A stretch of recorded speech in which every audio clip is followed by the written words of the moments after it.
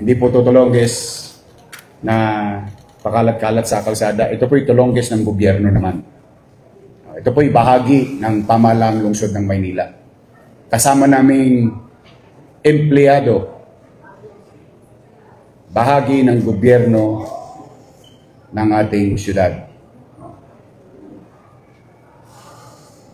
As I guarantee our people that we will not tolerate the old ways o nangongotong ng mga enforcer, kasi dinidisiplina ko na kalsada, nililinis natin.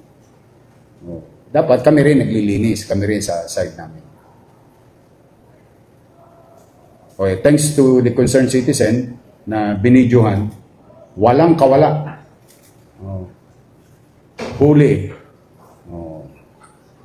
Ngayon, nandito si Director Dennis Biaye ng NTPB. At itong dalawang ito, nasa harapan nyo, doon sa biktima. Ito naman po para tuluyang magtino lahat. Doon sa biktima na truck driver, inihikayat ko po kayong mag-file ng complaint. Criminal complaint.